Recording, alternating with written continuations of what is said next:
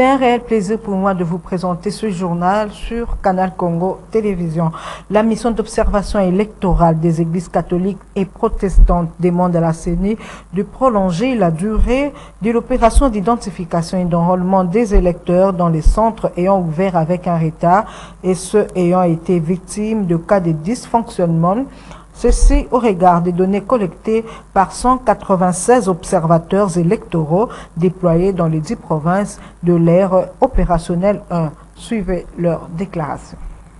La durée de l'opération d'identification et d'enrôlement des électeurs dans les centres d'inscription ayant ouvert avec un retard et ceux ayant été victimes des cas de dysfonctionnement entraînant ainsi l'interruption de l'opération pendant des heures, des jours et des semaines.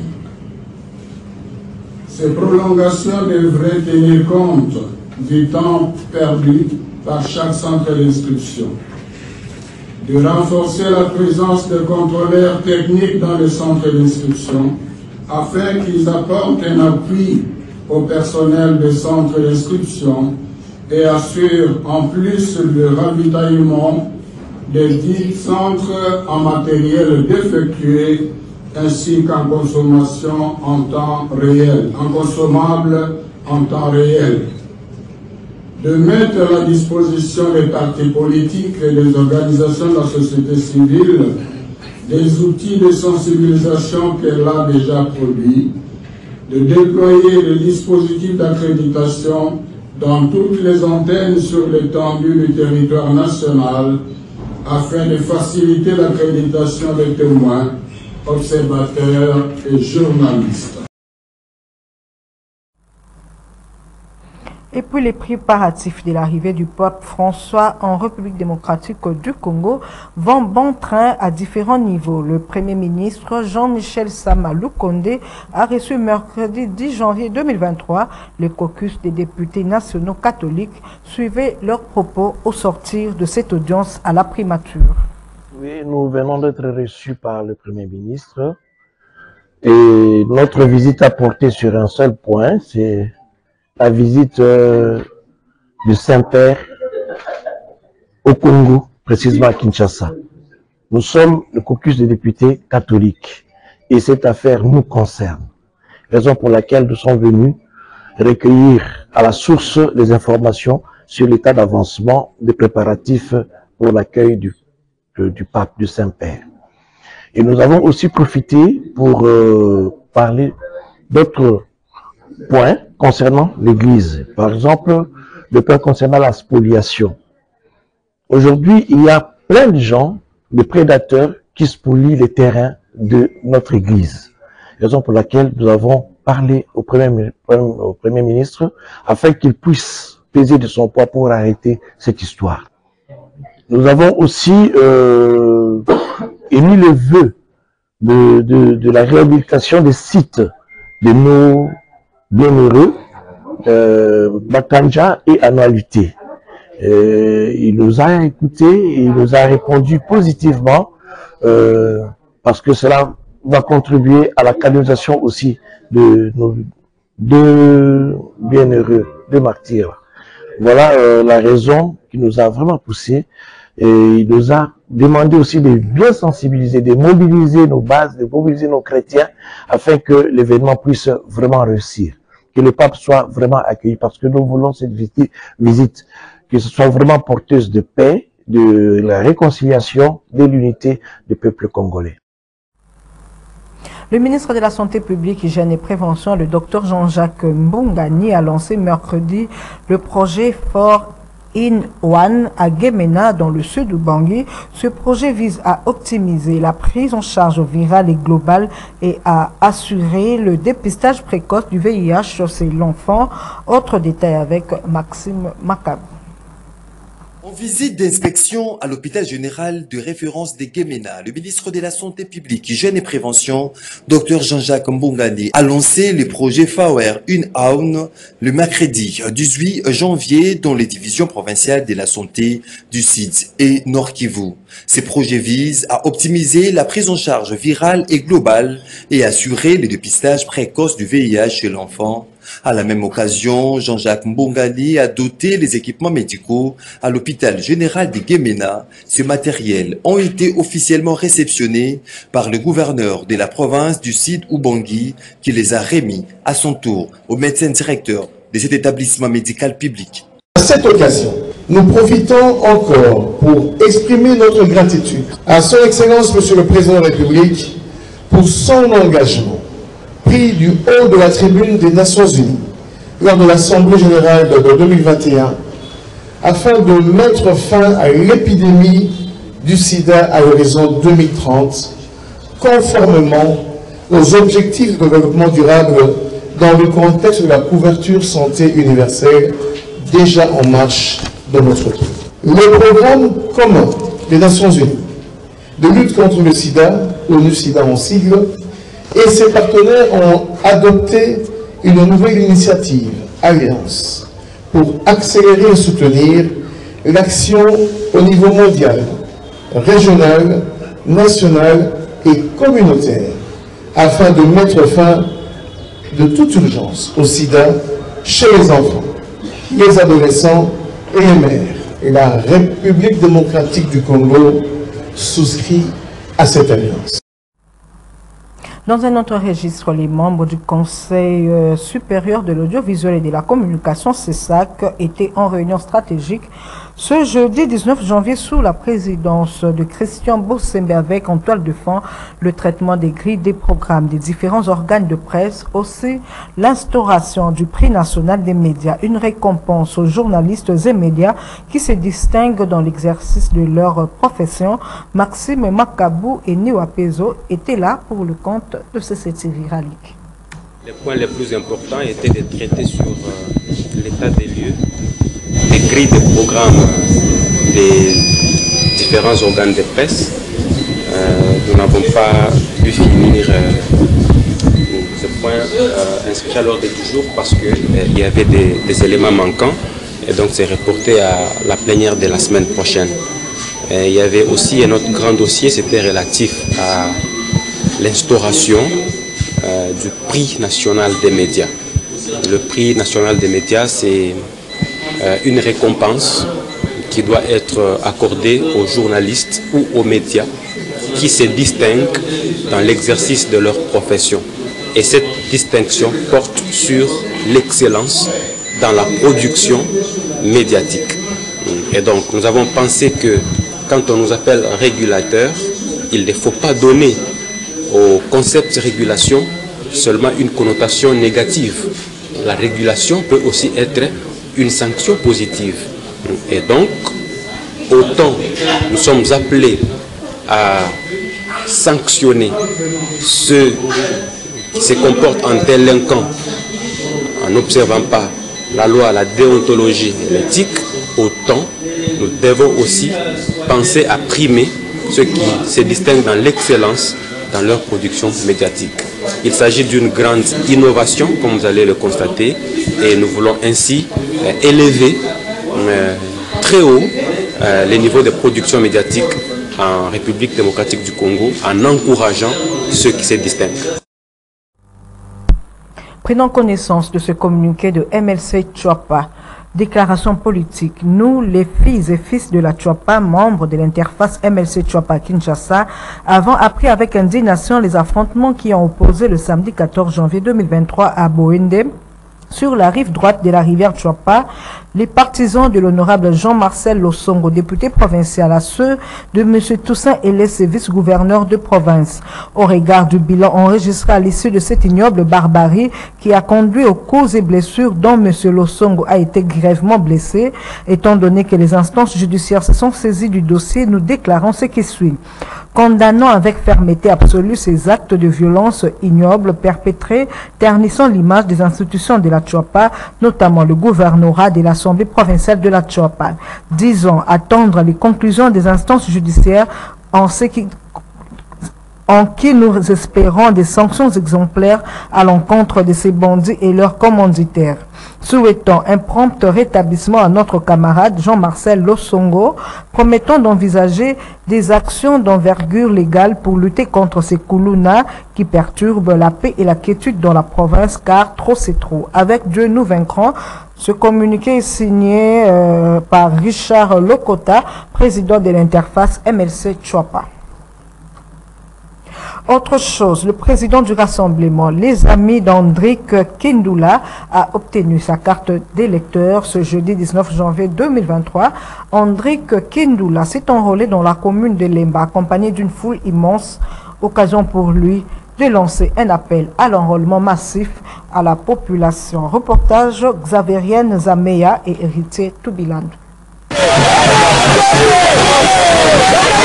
C'est aux alentours de 11 h de ce jeudi 19 janvier 2023 que le président du rassemblement Les Amis d'Andrick Kindoula, accompagné d'un grand nombre de membres de son association, est allé se faire enrôler et identifier en prélude des élections de décembre 2023. En compagnie de cette foule déjà à partir de Lemba Terminus, Andrick Kindoula a parcouru les artères de Lemba jusqu'au centre d'enrôlement de l'école d'Ibassana où il a obtenu sa carte d'électeur après avoir rempli toutes les formalités, à savoir identification, prise de la photo et de l'empreinte digitale. Occasion pour lui d'appeler à un enrôlement massif de la population.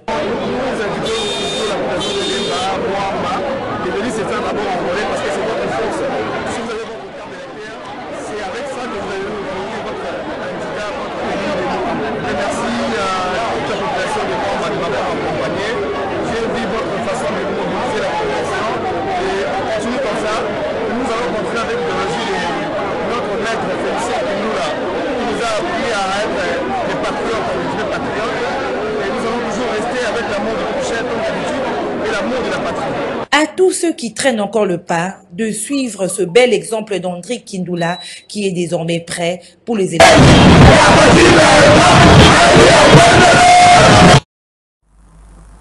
À Lissala, chef-lieu de la province de la Mongala, une ambiance tout à fait particulière a régné lors de l'arrivée le week-end dernier du Francis Mapanzi au cadre du mouvement de libération du Congo.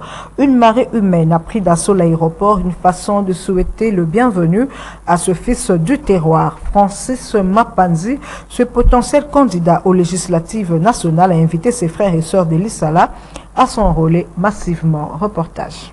Le credo Lissala, chef-lieu de la province de la Mongala, et dont Francis Mapanzi, potentiel candidat aux législatives nationales. Ceci a été vérifié avec satisfaction à l'arrivée le week-end dernier de ce fils du terroir. Une marée humaine de la population de cette contrée a pris d'assaut l'aéroport et les artères de la ville de Lissala dans le but de dire oui à ce haut cadre du mouvement de libération du Congo MLC et lui exprimer une fois de plus une totale adhésion aux idéaux du parti cher à Jean-Pierre Bemba Gombo. Une communion parfaite et Francis Mapanzi a porté plus haut l'étendard du MLC dans la province de la Mongala. Tozalama unité. Bemba Bemba Jean-Pierre Bemba Gombo mwana mboka ayebisa kingai na pesa bino mbote na kombo na ye. Esa mbote ya papa Bemba yango wana. Mbote ya Jean-Pierre Bemba yango wana. Nabandi ke ndeko bae azaki gouverneur pa na biso kopesa ye confiance pour soutenir ye na misala za kosala pour que mboka etenda liboso pa mboka etuki. Alors ya mostuya ona lingana ebisa bino za ke tokenda kozwa carte d'électeur pour que ba carte électeur wana ekosunga biso wana mokolo ya vote. Ba carte électeur wana ekosunga biso wana opération na ba banque. Ba carte électeur wana ekosunga biso comme carte d'identité en attendant le gouvernement central à la mission de carte d'identité. Même qu'on voyager, carte électeur est important. Un autre point fort de cette activité est l'enrôlement de ce dignitaire, car la ville ne cesse de le réclamer comme leur prochain représentant pour le compte du MLC à Lissala aux législatives nationales. Les membres du mouvement de libération du Congo habitant le quartier Kanluka dans la commune de Ngalema, victimes des dernières pluies torrentielles abattues sur la ville de Kinshasa et ont causé mort d'hommes et d'importants dégâts matériels, ont reçu la visite de réconfort de la présidente de la fondation Nancy Ileka. Cette fondation a par ailleurs remis une enveloppe d'argent afin d'alléger tant soit peu leur douleur. Reportage Gisèle Toko.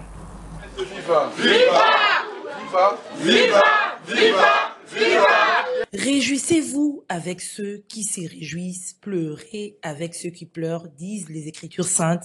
Cette recommandation de la parole de Dieu a été mise en pratique par Nancy Ileka, présidente de la fondation qui porte son nom, qui est allé réconforter les membres du mouvement de libération du Congo MLC, habitant le quartier Kanluka dans la commune de Ngalema, victime de la pluie diluvienne qui s'est abattue à Kinshasa le 13 décembre 2022, ayant ainsi causé plusieurs morts et provoqué d'importants dégâts matériels.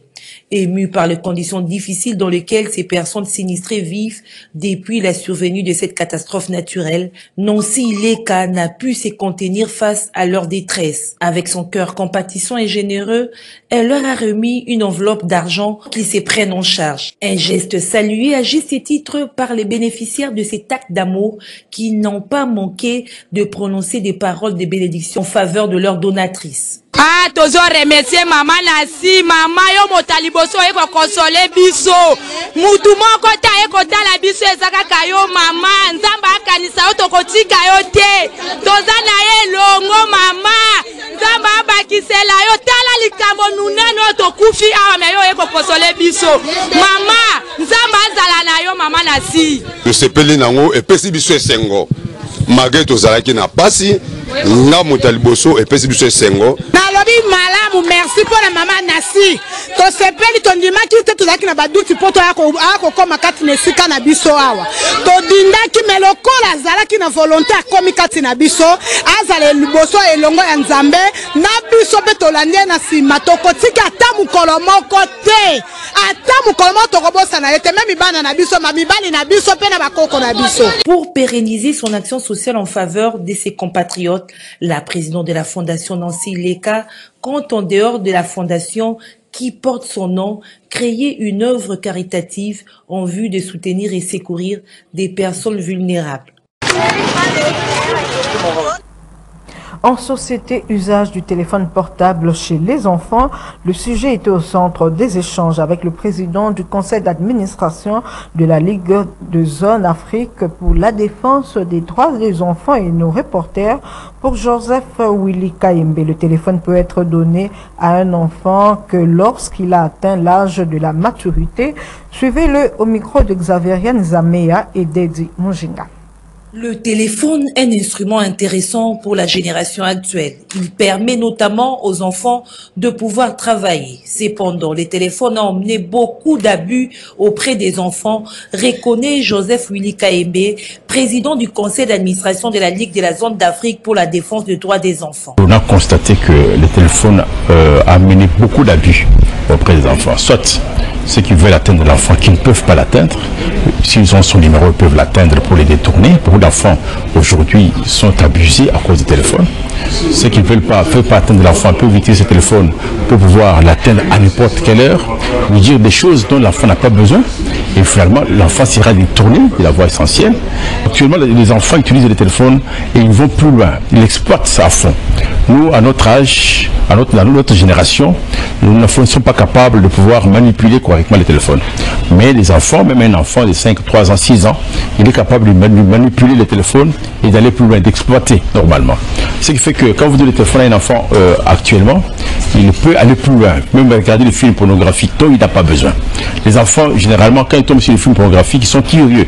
Ils restent là-dessus, ils veulent pratiquer. Voilà pourquoi il y a beaucoup d'enfants qui sont abusés.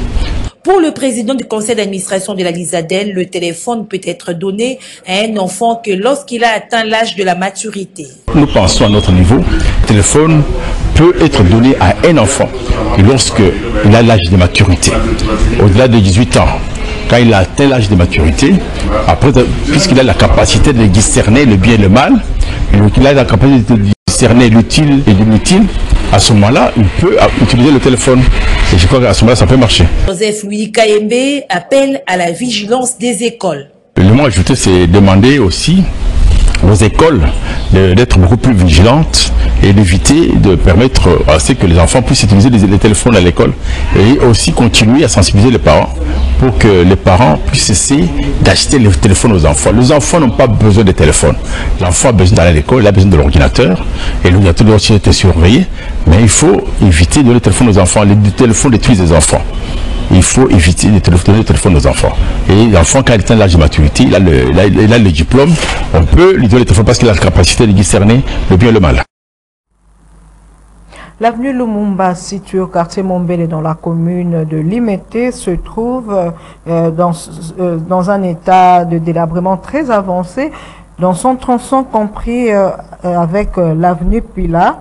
Ajouté à cela des caniveaux bouchés.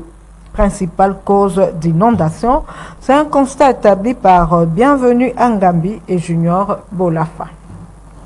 Il ne fait pas beau vivre au quartier Mombeli dans la commune de Limete, précisément sur l'avenue Lumumba à sa bifurcation avec l'avenue Pila, où la route se trouve dans un état piteux lié au délabrement très avancé. Une situation qui rend difficile la circulation des habitants de ce coin qui sont obligés de faire des acrobaties pour leur déplacement. Un autre problème qui se passe sur cet artère est le bouchage des caniveaux, d'où l'inquiétude des habitants de ce coin qui formulent par ailleurs des recommandations à l'autorité municipale de cette commune.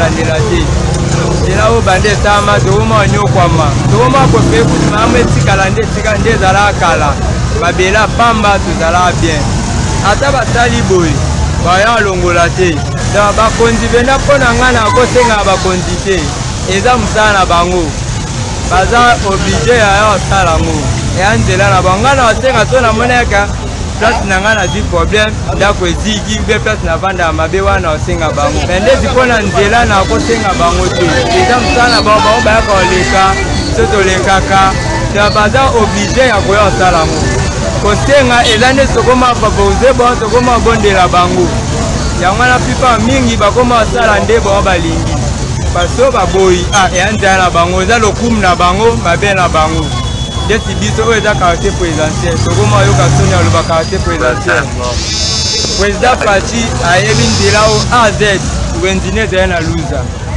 chose est vraie, il faut un environnement sain pour être à bonne santé. Au cas contraire, la population sera exposée à toutes sortes de maladies dues à l'insalubrité. C'est ainsi que nous bouclons ce journal sur Canal Congo Télévision. Merci à tous de l'avoir suivi. Je vous retrouve encore demain à la même heure et sur la même chaîne. Au revoir.